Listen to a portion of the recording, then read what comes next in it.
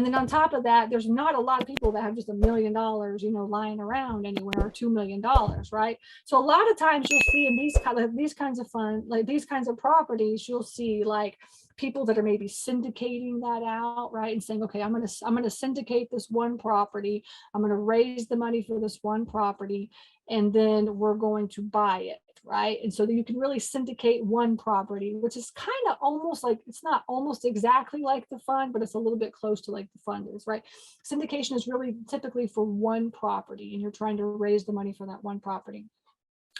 And then, or you can do what I did, which is I started a 506c fund, a Reg D fund, and that allows me to really, to pool money together and to use the money as like kind of like a line of credit to go out and to buy the properties that I want. So my fund, the Self-Storage Fund of America, is basically created to buy these sweet spot $1 to $3 million mismanaged facilities, right? Because they are so hard to fund. But we come across these all the time. And the reason there are so many mismanaged facilities out there is because when you get into like 200, 300 units, or I would say 150 to maybe 350 doors, right?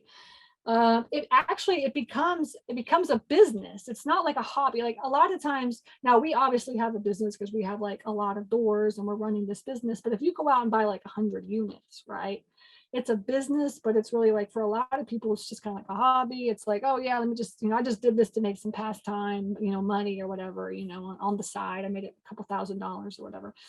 Okay, so but when you get into these bigger facilities, 150, 250, 350 doors, it really does truly become this business, because you have to manage it like a business. I mean, in order for you to make the most amount of money, you have to run it like a business. You have to, you have to look at the income, you have to look at the expenses, and you have to really kind of analyze everything. And then you have to increase the income, right, and decrease your expenses in order to make the biggest amount of return.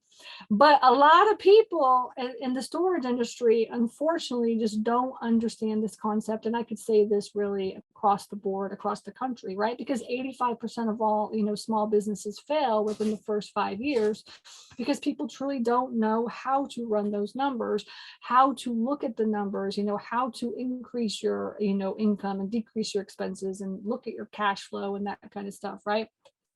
And so we come across these facilities all the time, and it's just very frustrating to me to have to like pass up deals like this, just because it's hard for me to pool, a lot of people together in order to get $1 million or $1.5 million, because a lot of people, they don't want to, they don't want to work with other people that they don't know and stuff like this, so it's a little bit more difficult.